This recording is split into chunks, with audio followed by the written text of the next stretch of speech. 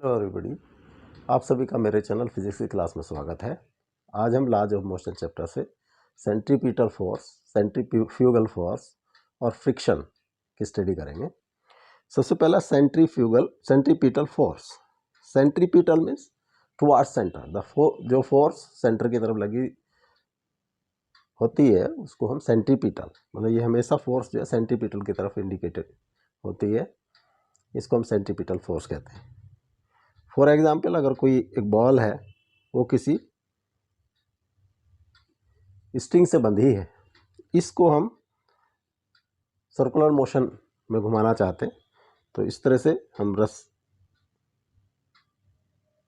इस रोप को जो है स्ट्रिंग को एक हाथ से पकड़ेंगे और इसको जो है टर्न करेंगे, तो इस तरह से ये सर्कुलर मोशन में हमारी बॉल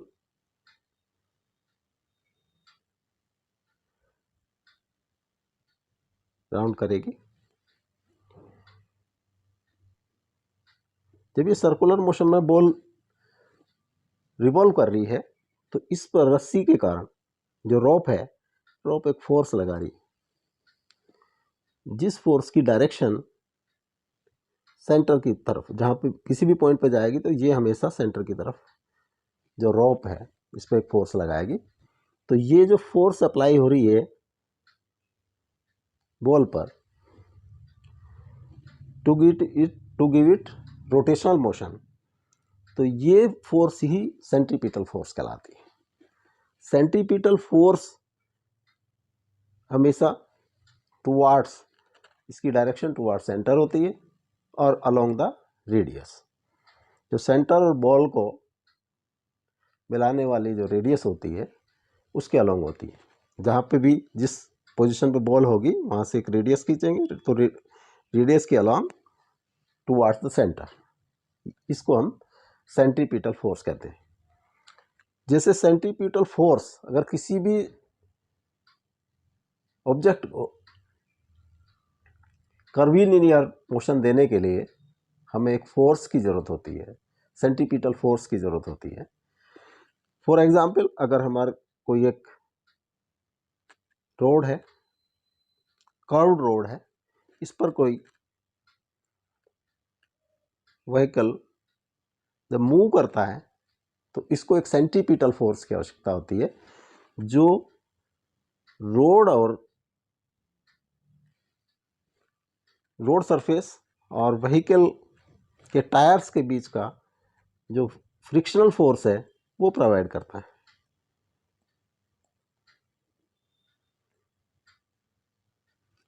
तो यहाँ पे क्या frictional force provides the centripetal force.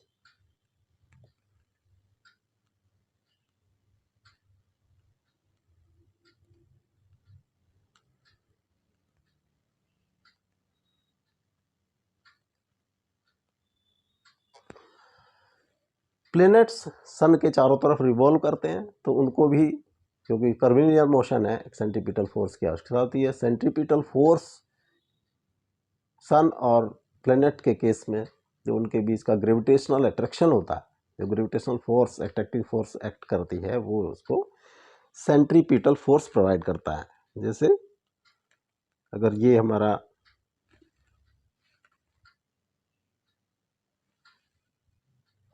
Elliptical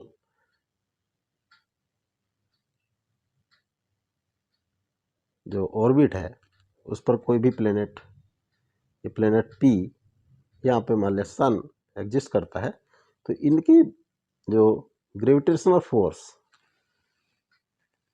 जो अट्रैक्टिव होती है वो इसके लिए सेंट्रीपिटल फोर्स का काम करती है।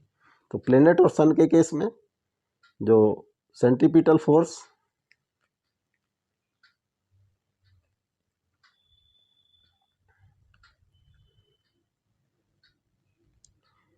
Is equal to gravitational force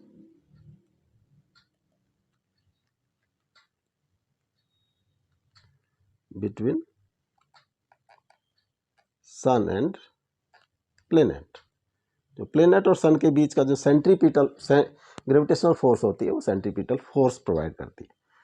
centripetal acceleration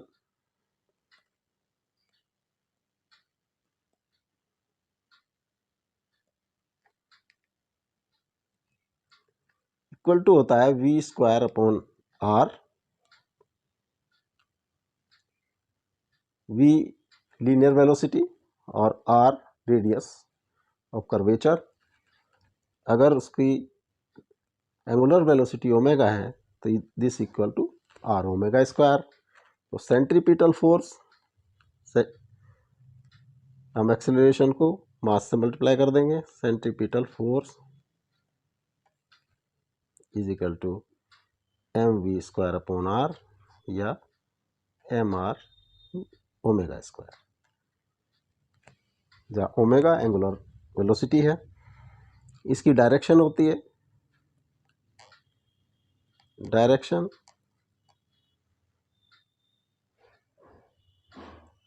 towards centre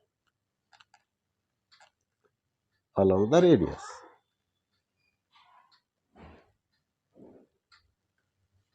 इसकी डायरेक्शन टुवर्ड सेंटर होती है और रेडियस के अलोंग होती है।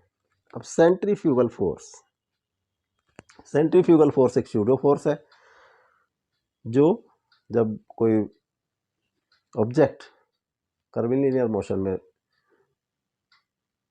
रोटेट करता है तो ये आउटवर्ड डायरेक्शन में, सेंटर के अपोजिट डायरेक्शन में, आउटवर्ड डायरेक्शन में और अलोंग द रेडियस वर्क करता है। मान लिया ये कोई ऑब्जेक्ट सर्कुलर मोशन में,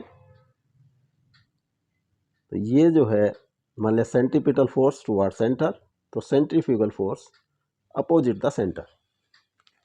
इसको हम जो non inertial frame of reference से समझ सकते हैं, non inertial frame of reference.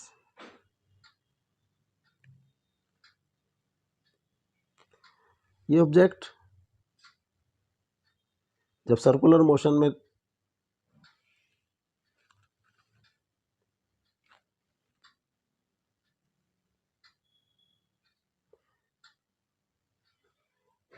Rotate कर रहा है तो इस पे एक सेंट्रीपिटल फोर्स टुवर्ड सेंटर लगी है। अगर हम frame of reference, non inertial frame of reference इस ऑब्जेक्ट पर ही प्रोवाइड कर दें, मान लें यहाँ पे हमने एक्स एक्सिस और वाई एक्सिस, ये एक्स ये वाई, ये भी फ्रेम ऑफ रेफरेंस भी इसी के साथ रोटेट कर रहा है। तो अगर ये सेंट्रीपिटल फोर्स इधर को एक्ट कर रहा है,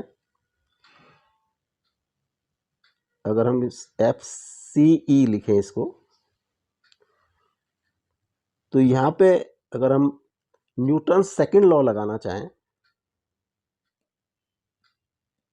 Newton second law,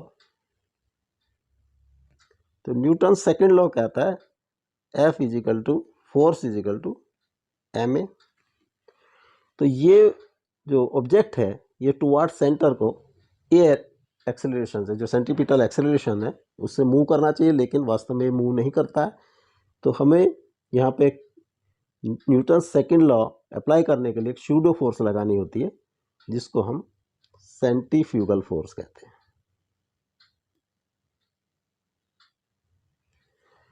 centrifugal force, magnitude of centripetal force is equal to magnitude of centrifugal force is equal to magnitude of centripetal force।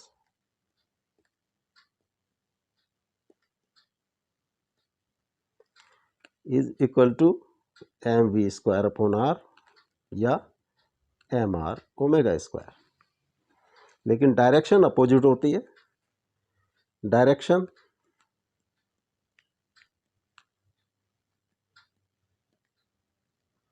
Opposite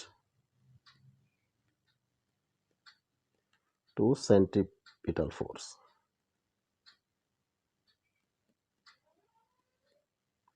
और हम लिख सकते हैं along radius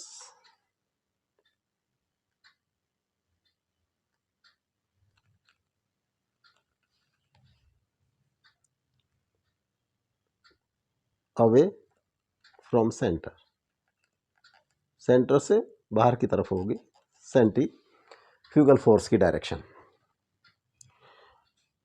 फॉर एग्जाम्पल, अगर एक ये जो है हमारी सर्कुलर रोड है, इस पर कोई बाइक सवार जाता है, अगर वो बाइक सवार स्ट्रेट रहता है, मतलब वर्टिकल टू द अर्थ, तो बाइक सवार वो बाहर की तरफ गिर जाएगा, बाइक जो है फिसल जाएगी। उसका कारण है, जब बाइक सवार, मान लिया ये अर्थ है हमारी, यहाँ पे मान लिया इसका सीजी है, तो इस पर फोर्स, यहाँ पर एक इसका मास के कारण वेट मान लिया mg, ये रिएक्शन ऑफ अर्थ r, और जब ये राउंड सर्कुलर मोशन में करेगा तो यहाँ पर एक सेंट्रीफ्यूगल फोर्स एक्ट करेगा, mv²/r। r जो रिएक्शन है वो और mg एक दूसरे को बैलेंस कर देते हैं, लेकिन ये अनबैलेंस्ड रह जाता है, जिसके कारण बाहर की तरफ वो फिसल जाता है। इससे बचाव के लिए उसको जो है टुवर्ड सेंटर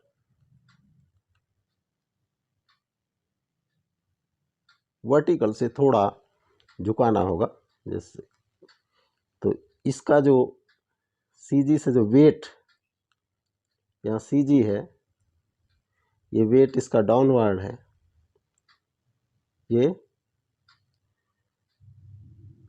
mv²/r है, और जो रिएक्शन है वो होगी अलोंग द व्हील, ये r। तो r और mvr का जो कॉम्बिनेशन है, r mg and mv²/r becomes 0, vector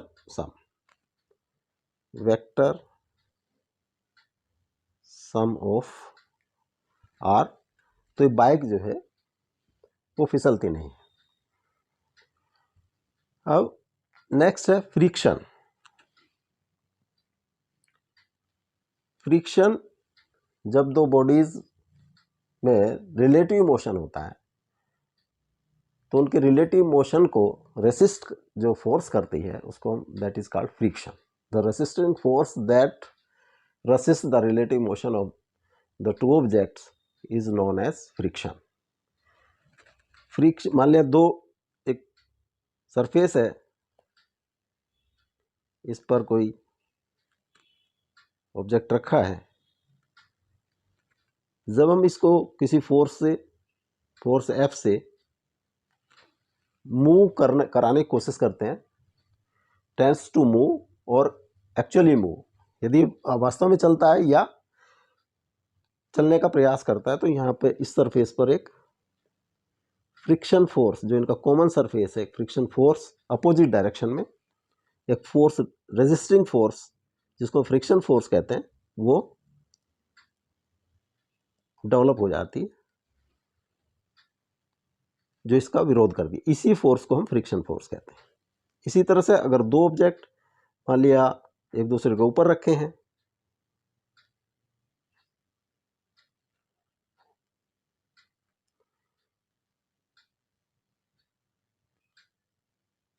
तो इनकी जो कॉमन सरफेस है, ये जब हम एक दूसरे के रिलेशन में इनको चलाने की कोशिश करते हैं, तो यह कॉमन सरफेस पर एक रेसिस्टिंग फोर्स डेवलप होती है, जिसको हम फ्रिक्शन फोर्स कहते हैं।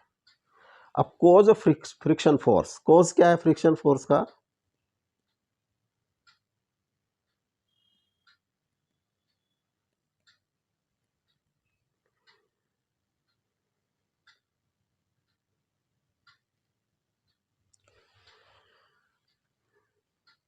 बेसिकली जो हमारी जो सरफेस होती है, सरफेस इन कांटेक्ट, वो अनइवन होती है।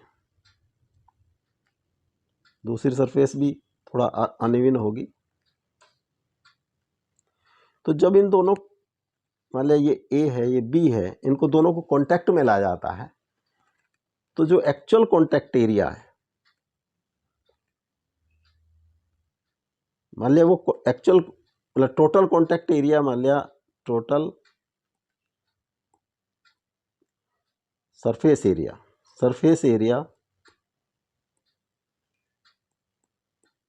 इज इक्वल टू ए।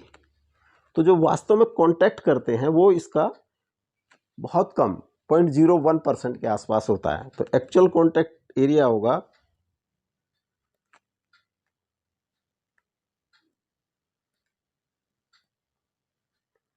होगा 0.01% ऑफ ए, जो बहुत स्मॉल होता है। क्योंकि कुछ इस तरह से होता है कि ये मान लिया इस तरह से अनइवन है, तो यहाँ पे यहाँ कहीं कहीं टच करेगा, इस तरह से बाकी गैप रहेगा, फिर आगे कहीं टच करेगा। तो इस तरह से बहुत कम टचिंग पॉइंट आते हैं, जिसके कारण ये एरिया बहुत कम होता है। तो इसका जो सरफेस जो प्रेशर है, जो कॉमन प्रेशर है, जो प्रेशर जिसको हम बोल सकते हैं एडहेसिव प्रेशर, विल इंक्रीज।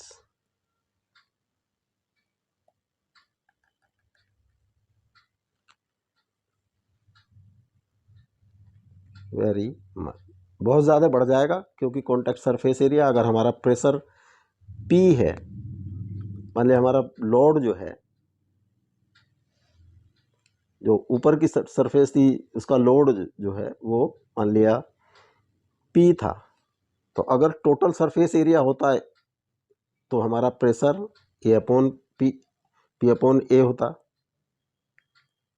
लेकिन ये एरिया क्योंकि बहुत कम है, तो एक्चुअल प्रेशर होगा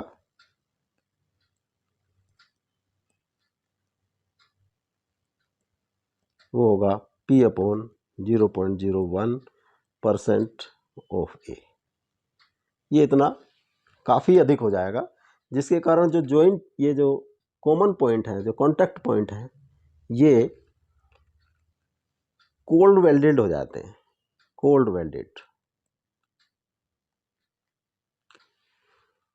जब हम इन दोनों सरफेसेस को अलग करने की कोशिश करते हैं,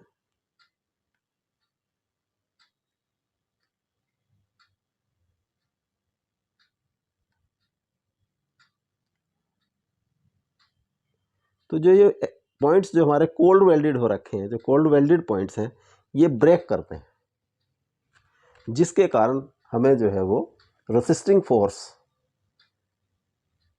महसूस होती है, या रेसिस्टिंग फोर्स डेवलप होती है। उसी रेसिस्टिंग फोर्स को हम फ्रिक्शन कहते हैं। ये रेसिस्टिंग फोर्स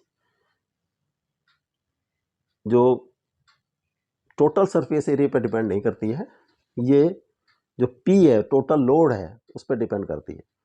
इट मीन्स कि अगर कोई ऑब्जेक्ट क्यूबॉइडिकल ऑब्जेक्ट है, यहाँ पे इसको जो फ्रिक्शन फोर्स डेवलप होता है F लगाने के बाद स्मॉल f डेवलप होता है। अगर इसको हमने खड़ा कर दिया है इस तरह से,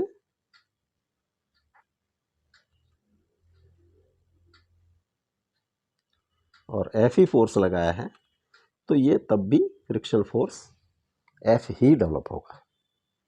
इस तरह से ये एरिया पे डिपेंड नहीं करता है। अब टाइप ऑफ फ्रिक्शन, फ्रिक्शन 3 तरह का होता है। Number 1 static friction, number 2 kinetic friction,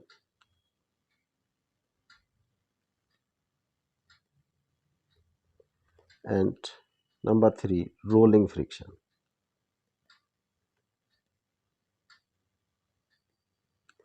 Static friction,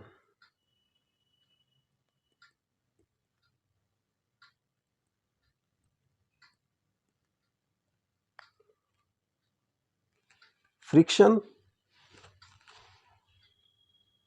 जब तक कोई ऑब्जेक्ट, जब दो ऑब्जेक्ट के बीच में जो रिलेटिव मोशन है, जब तक उनके रिलेटिव मोशन स्टार्ट नहीं होती तब तक जो फ्रिक्शन एक्ट करता है वो स्टैटिक फ्रिक्शन होता है। स्टैटिक फ्रिक्शन कुछ लिमिट तक, सर्टेन लिमिट तक सेल्फ एडजस्टिंग होता है।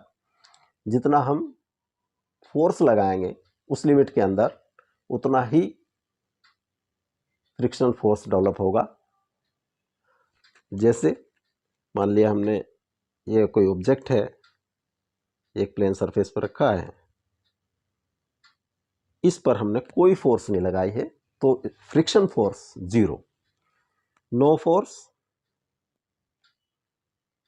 नो डिस्टर्बिंग कह सकते हैं, डिस्टर्बिंग फोर्स,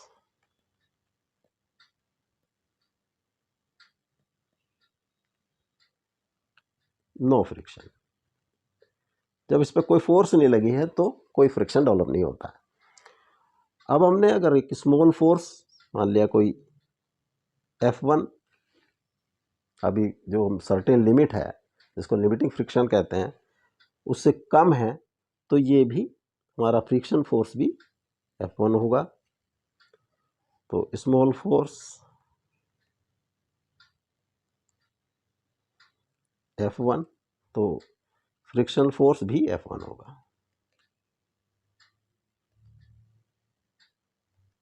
इस तरह से हम F1 को अगर बढ़ाते चले जाएं, इसको F2 कर दें, अभी भी वो स्थिर अवस्था में है, तो ये भी F2 होगा। फ्रिक्शन फोर्स भी F2। इस तरह से अगर हम इसको इंक्रीज करते जाएं तो एक लिमिट ऐसी आएगी कि ये जस्ट टू मूव होगा, कि अब चलने ही वाला है। मान लो F4 से ये चलने ही वाला है ना, जस्ट टू मूव।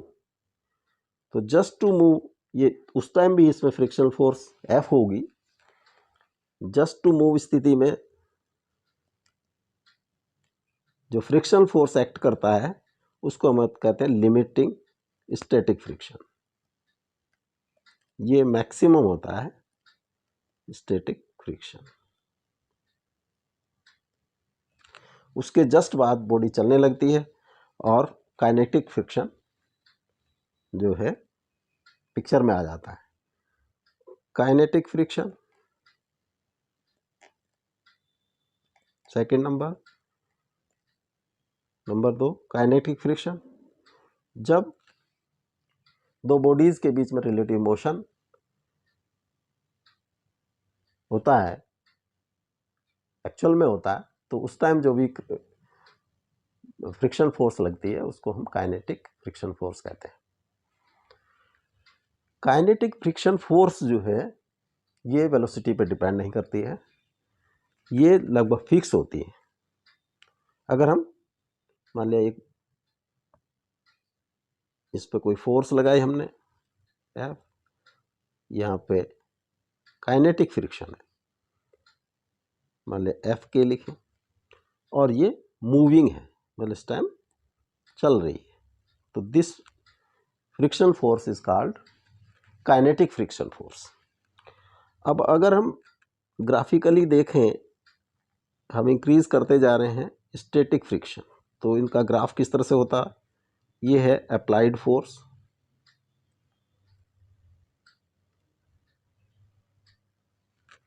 इधर ले लिया हमने frictional force.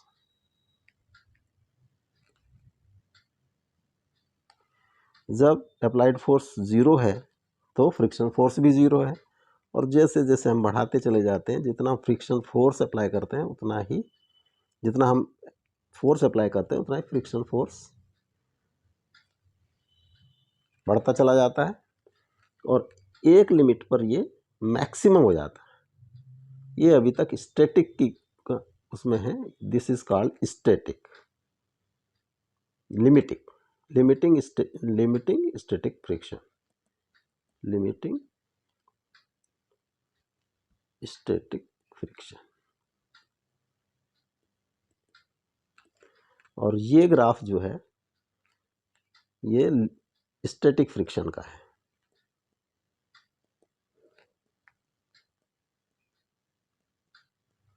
Limiting static friction पर पहुंचने के बाद ये मूव करने लगती है और इसका फ्रिक्शन थोड़ा कम हो जाता है, that is called kinetic friction.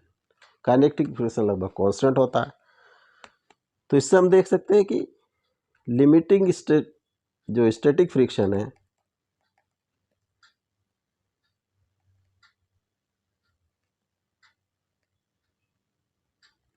Is greater than kinetic friction.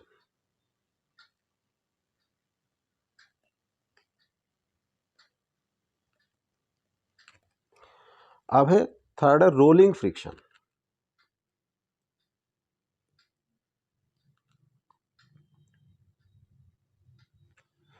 Rolling friction, जब बॉडी रोल करती है, मान लिया ये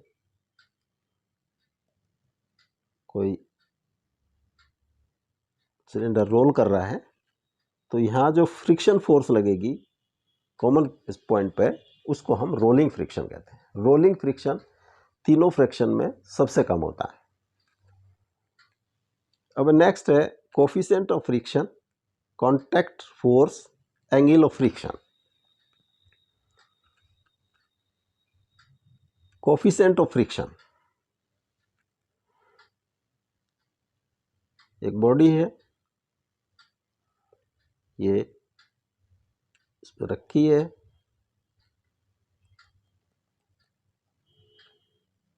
हमने एक फोर्स इस पे F लगाई। इस बॉडी का मास मान लिया m है, तो इसका वेट जो है डाउनवर्ड एक्ट करेगा, दैट विल बी mg। इसकी रिएक्शन होगी सरफेस की, वो होगी अपवर्ड।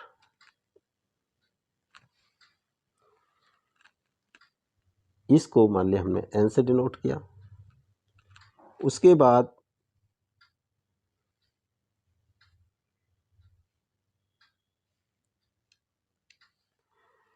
जब इसको F से इधर ड्रॉ करने की कोशिश करते हैं तो इस पर एक फ्रिक्शन फोर्स डेवलप कर जाती है, that is F small f। n और स्मॉल f का अगर हम रिजल्टेंट ड्रॉ करें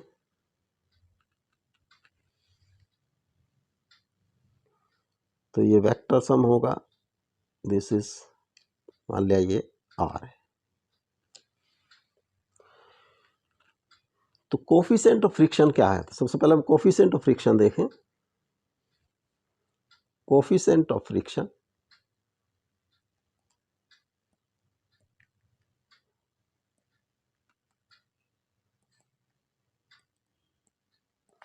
इसकी डेफिनेशन है frictional force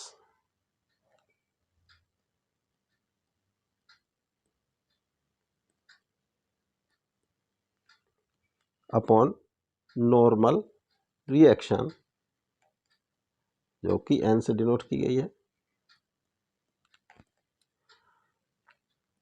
frictional force F है, दिस इज n, इसको म्यू से डिनोट करें हम फिर कोफिशिएंट ऑफ फ्रिक्शन को, तो F is equal to mu n। तो this is called coefficient of friction. अगर ये इसको हम बढ़ाते चले जाते हैं फोर्स को, तो एक स्थिति आएगी कि लिमिटिंग हो जाएगा, ये जो है मैक्सिमम F होगा। तो उस कंडीशन में होगा, मान लिया हमने इसको F को बढ़ाते चले गए और ये हमारा जस्ट टू मूव है, ये F है और ये जस्ट टू मूव है, तो मैक्सिमम फ्रिक्शन जिसको हम लिमिटिंग स्टैटिक फ्रिक्शन कहते हैं उसको हम FAX से डिनोट करें। ये मान लिया यहाँ इसकी रिएक्शन जो नॉर्मल रिएक्शन है n, इन दोनों का रिजल्टेंट, दिस इज तो जो maximum friction divided by n होता है उसको limiting coefficient of friction, limiting static coefficient of friction, limiting static coefficient of friction होगा म्यू, इसको डिनोट करते हैं म्यू एस से, होगा मैक्सिमम या limiting friction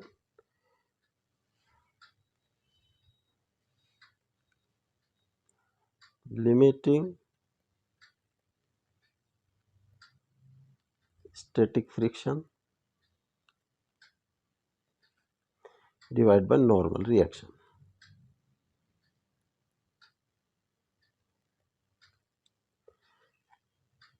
F maximum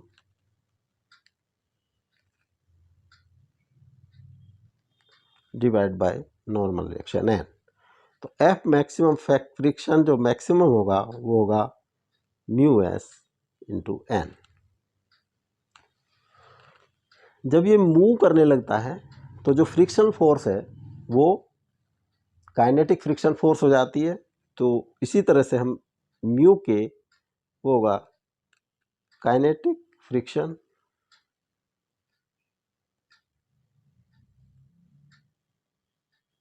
upon normal reaction.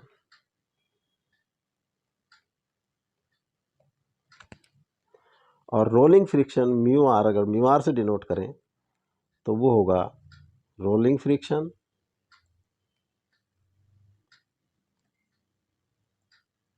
Upon normal reaction.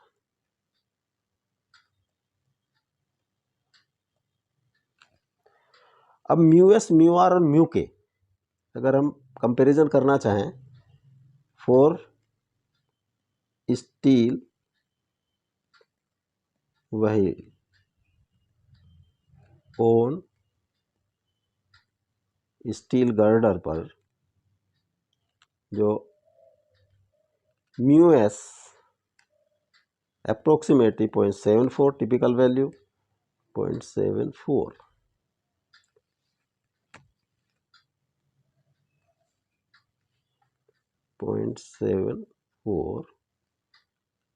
Mu के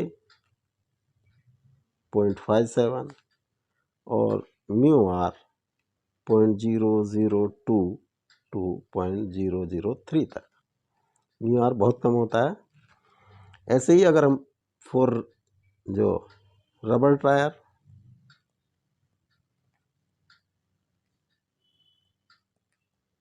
ऑन कंक्रीट रोड,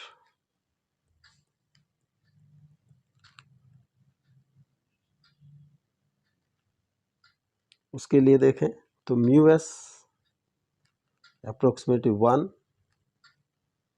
म्यू के 0.8 and mu R होता है 0.01 टू 0.02। इस तरह से हम कंपैरिजन कर सकते हैं कि कौन सा अधिक कौन सा कम होता है। इस तरह से coefficient of friction contact force, the resultant of normal force and friction force is called contact force, यानी कि आर।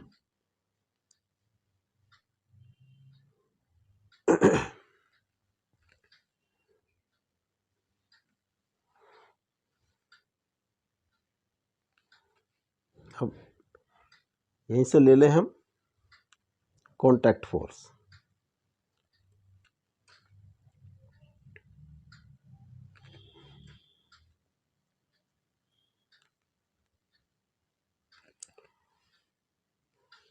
सेकेंड है contact force.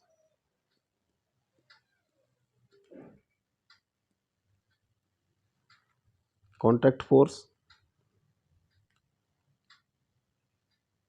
The resultant of normal reaction, ये एफ लगाया हमने, यहाँ पे एम जी डाउनवर्ड एक्ट करेगा, ये रिएक्शन होगी अपवर्ड, मान लिया इसको हमने एन से डिनोट किया, और फ्रिक्शन फोर्स बैकवर्ड होगी दिस।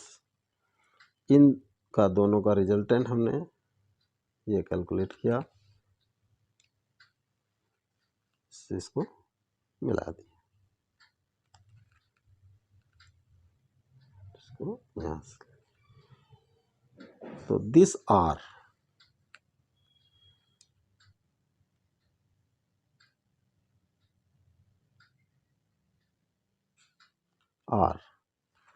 तो this R is contact force.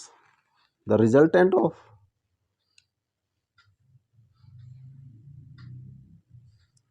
the vector sum of normal reaction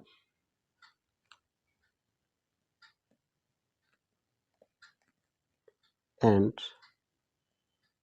frictional force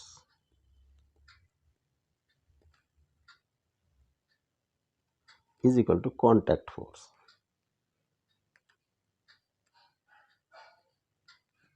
दोनों यहाँ पे 90 डिग्री पे एक्ट कर रहे हैं एन और एफ, तो हमारा कॉन्टैक्ट फोर्स होगा R is equal to N square plus F square under root, ये कॉन्टैक्ट फोर्स होगा।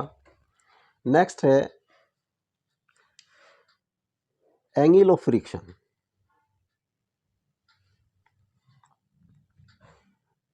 एंगल ऑफ फ्रिक्शन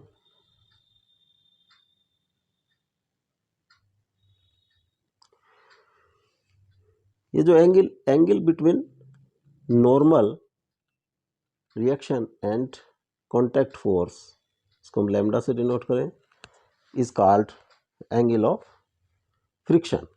ये एफ होगा, तो angle of friction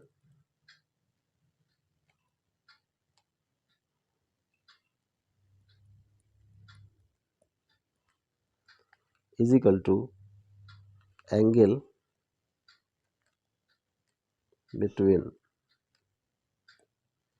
contact force and normal reaction।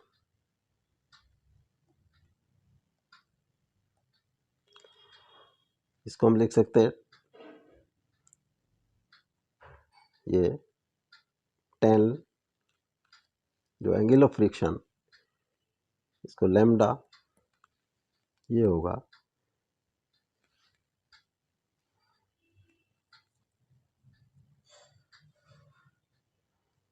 अगर हम ग्राफ से देखें तो 10 lambda will be F by N, तो lambda is equal to 10 inverse F by N.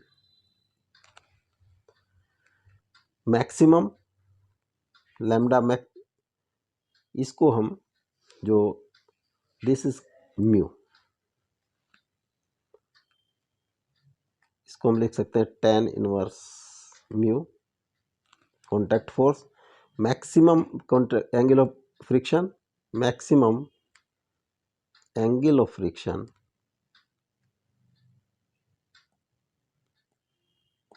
जब ये म्यू मैक्सिमम होगा that is mu S lambda max is equal to 10 inverse mu S, ये मैक्सिमम होगा।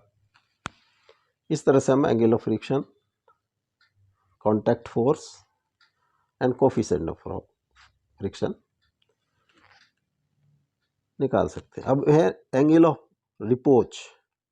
मान लिया एक प्लेटफॉर्म है ए बी, इस पे कोई ऑब्जेक्ट पी रखा है, ये हॉरिजॉन्टल है, इसको हमने हॉरिजॉन्टल धीरे धीरे करके ए को फिक्स रखते हुए बी को ऊपर की तरफ वर्टिकल जो सर्किल है उसमें ऊपर की तरफ लेके गए। यहाँ पे अभी भी ये मान लिया कोई अल्फा 1 है, ये रखा है और फिसल नहीं रहा है, ना फिसलने की कगार पर है। फिर हमने थोड़ा सा और बढ़ा दिया इसको, एंगल को, ये ए है, ये बी है, अभी भी ये फिसल नहीं रहा है। एक पोजीशन ऐसी आएगी कि ये जस्ट टू स्लिप है, जस्ट टू स्लाइड है, जब ये जस्ट टू स्लाइड है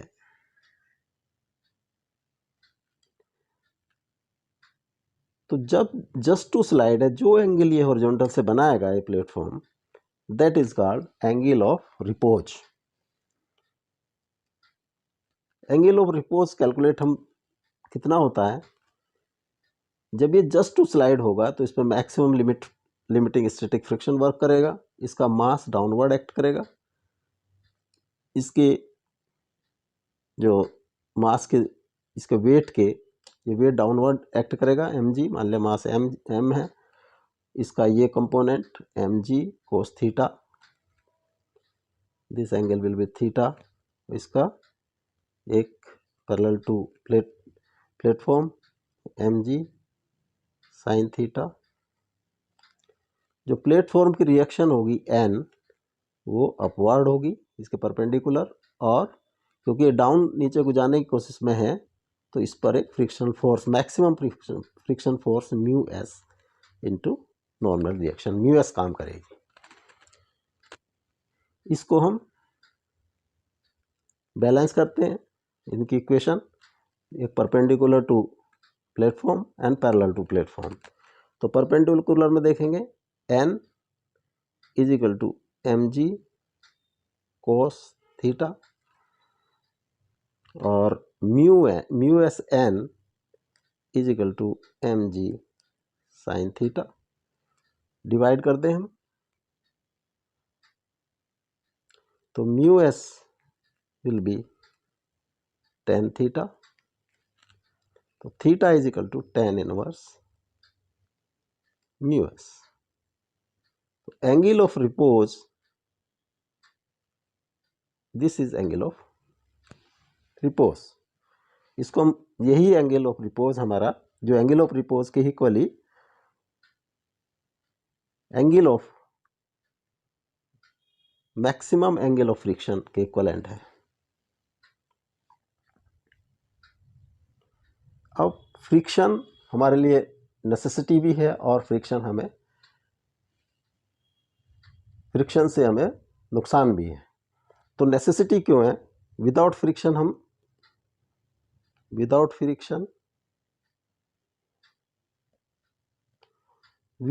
we cannot walk।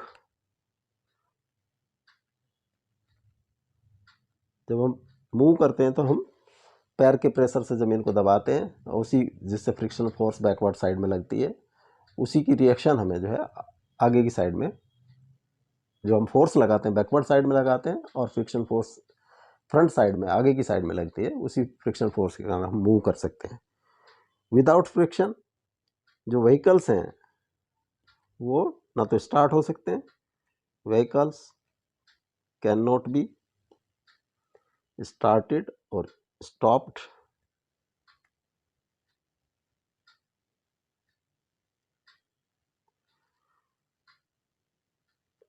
हम जो पेड़ पे नहीं चढ़ सकते, पोल पे भी नहीं चढ़ सकते, we can not climb on a pole और a tree.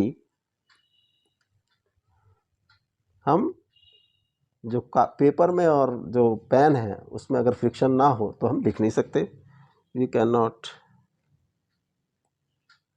Right on paper.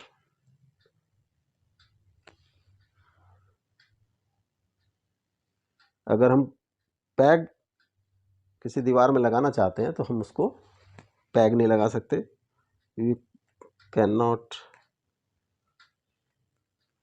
Fix pegs in a wall. तो ये कुछ है जो हमारे नेसेसिटी हैं, जो फ्रिक्शन के कारण हम नहीं कर सकते, इसलिए फ्रिक्शन हमारे लिए आवश्यक है। फ्रिक्शंस के क्या इविल इफेक्ट हैं? Number 1, wear and tear of wheels या टायर्स कह सकते हैं। Number 2, wear and tear of machinery,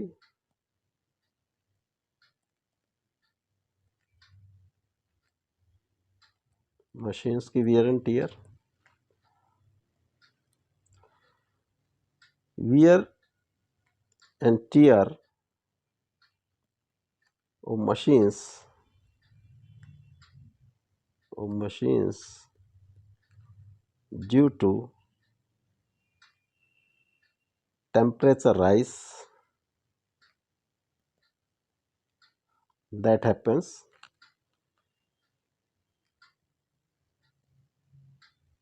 due to friction, जो फ्रिक्शन के कारण ही होता है, जो टेम्परेचर राइज होता है, जो extra power we needed, extra power needed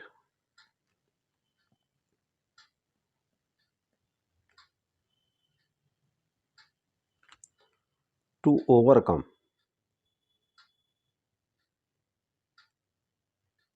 friction's effect.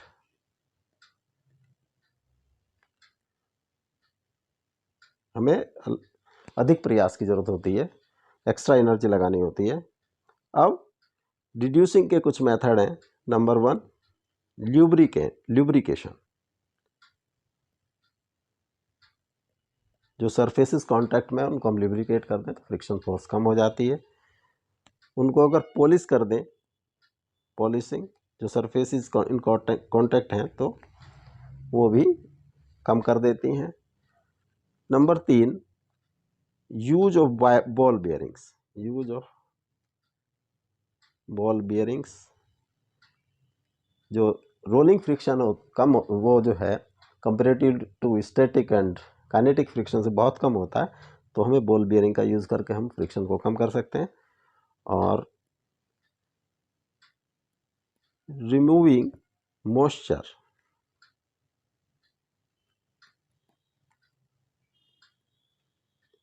On surfaces, जो सरफेसेस में मॉइस्चर जम जाता है उसको हम रिमूव कर सकते हैं करके भी, क्योंकि ये जो है मॉइस्चर के कारण फ्रिक्शन फोर्स बढ़ जाता है, फ्रिक्शन बढ़ जाता है, और अगर उसको हम रिमूव कर दें तो फ्रिक्शन फोर्स कम हो जाता है। अब ये एक एग्जाम्पल है। A body of mass 10 kg is placed on a horizontal floor of coefficient of static friction mu s 0.5 and coefficient of kinetic friction mu k 0.45 as shown in the figure. ये 10 kg मास का है और इस पर force लगी है। Find the acceleration of force of friction, contact force on the body by the plane when driving force is 10 g की value दी है 10 मीटर पर सेकेंड स्क्वायर, और फोर्स की दो वैल्यू दी है 40 न्यूटन एंड 60 न्यूटन। 40 न्यूटन, जब फोर्स 40 न्यूटन लगे, F is equal to 40 Newton.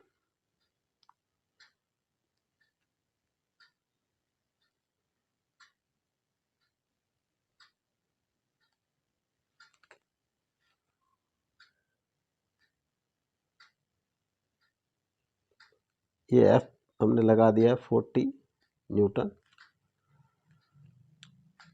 इसका वेट जो है mg 10 इंटू 10 100 न्यूटन। इसकी रिएक्शन, जो normal reaction R N, N से डिनोट करें, N is equal to 100 newton. अब सबसे पहले चेक करते हैं कि ये मूव करेगा या नहीं करेगा। तो उसमें maximum limiting static friction, limiting static friction कितना होना चाहिए, वो होगा mu S into N. Mu S है 0.5 इंटू 100, एन की वैल्यू है इज इक्वल टू 15 न्यूटन। तो इसको चलाने के लिए 50 न्यूटन मिनिमम जो है फोर्स की ज़रूरत है स्टार्ट करने के लिए, लेकिन हमारे पास 40 न्यूटन का फोर्स है। It means it will not move, it will not move. तो acceleration is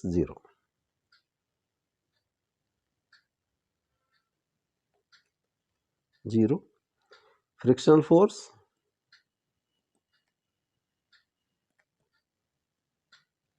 is equal to 40 newton. Next है force of friction, contact force. तो फोर्स ऑफ फ्रिक्शन 40 न्यूटन हमारा आ गया है. तो कॉन्टैक्ट फोर्स है जो normal force, normal reaction and friction force का resultant. Contact force is equal to F square plus N square under root. F है 40 का स्क्वायर प्लस 100 का square, 1600 plus 10,000 under root 11600 under root. This will come 107.7 approximately Newton. This is the contact force, friction force and acceleration. Next है second part है F is equal to 60 Newton. अभी हमने calculate कर लिया limiting friction.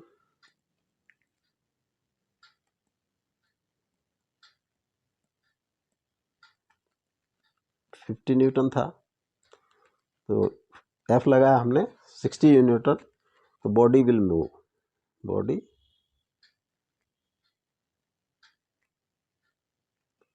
यानी कि body जो चल रही है, body is moving.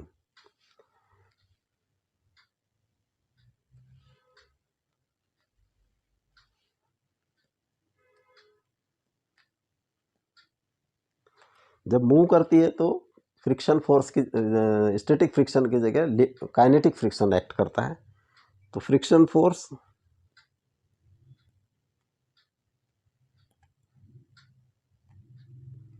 Is equal to mu k into N, 0.45 into 100, 45 Newton.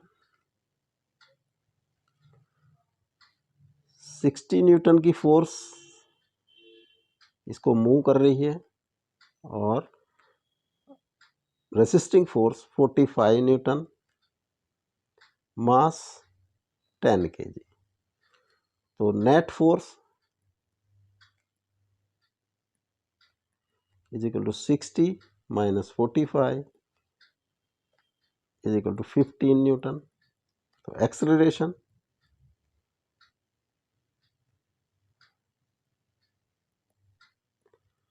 Net force upon mass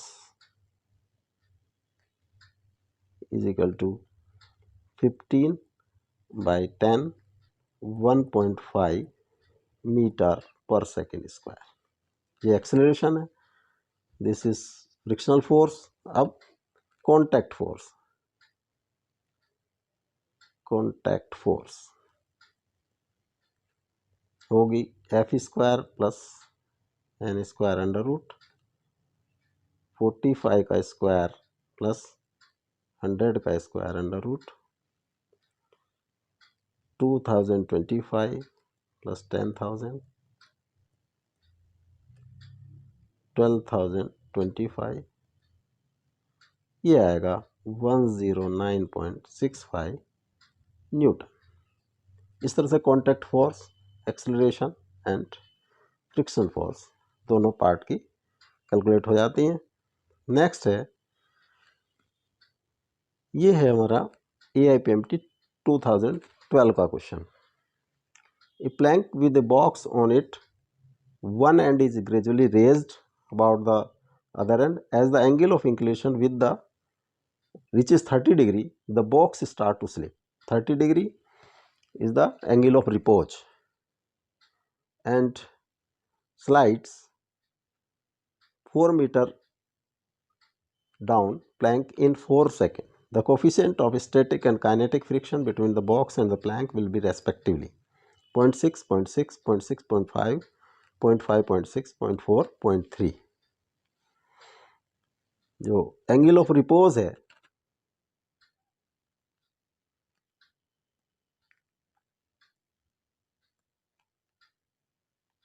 alpha is equal to 30 degree.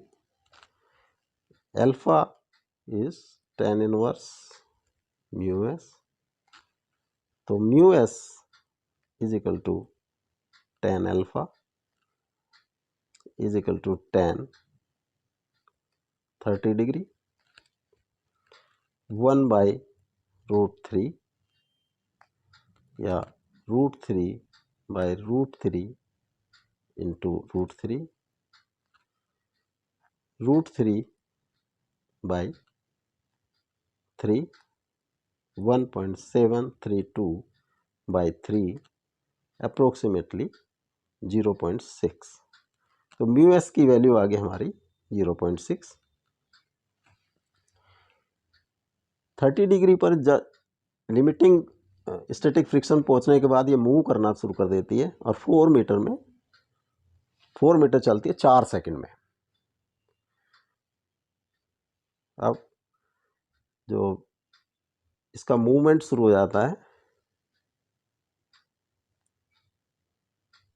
और यहाँ से ये इस तरह से 4 सेकंड में 4 मीटर की डिस्टेंस तय कर लेती है। इसका मान लिया एक्सेलरेशन ए है।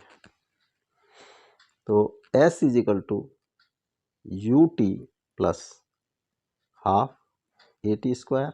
यू इनिशियल वैल्यू है, इनिशियल वेलोसिटी, तो u इज 0, तो 4 is equal to 0 into 4, t is equal to 4 second 1/2 a into 4 का स्क्वायर। 0 प्लस 1/2 a into 16 is equal to 8a, a is equal to 4/8.5 metre पर second square. उसका acceleration develop होता है 0.5 metre पर second square जब उस पर काइनेटिक फ्रिक्शन एक्ट कर रहा है। जब ये मूव कर रहा है डाउनवर्ड, तो इस पे डाउनवर्ड डायरेक्शन में इसका एक वेट होगा वर्टिकल, दिस इज 30 डिग्री। तो इस पे अप साइड में अगर इसकी नॉर्मल रिएक्शन n है तो mu k into n force of friction लगा होगा। इसके जो दो कंपोनेंट कर देते हैं हो जाते हैं मास इसके वेट के mg, this is mg cos theta cos 30 degree and this is mg sin 30 degree. Balance कर देते हैं फोर्सेस को। n इज इक्वल टू ये जो वर्टिकल फोर्सेस बैलेंस होंगी, लेकिन ये क्योंकि मूव कर रहा है डाउनवर्ड, इसका मतलब mg sin theta is more than mu K n। तो n की वैल्यू है हमारी n is equal to mg cos theta cos 30 degree. Net force, net downward force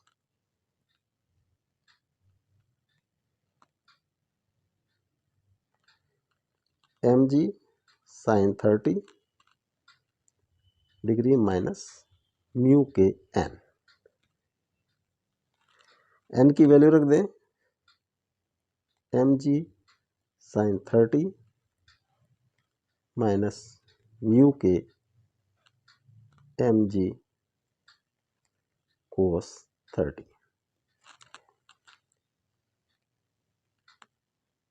acceleration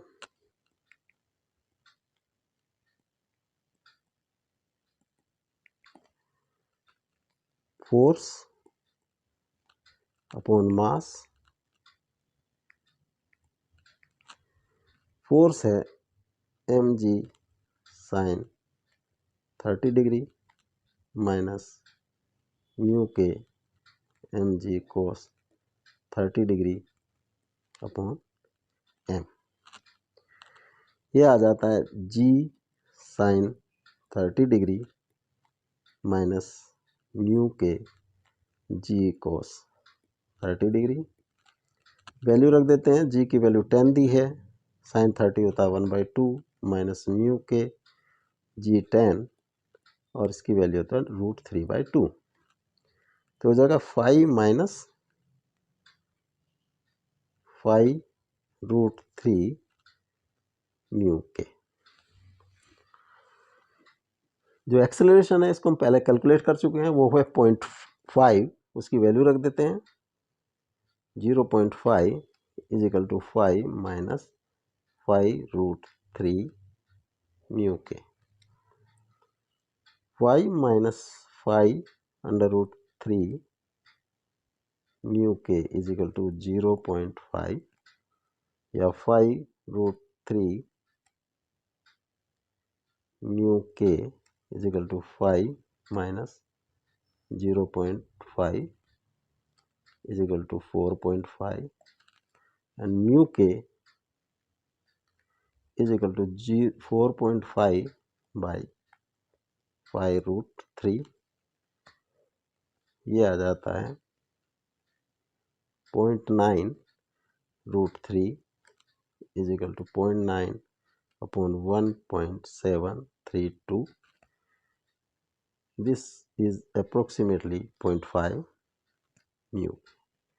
तो म्यू एस की वैल्यू 0.6 है, म्यू एस = 0.6 एंड म्यू के = 0.5। अब question में देखते हैं, this B is the correct option.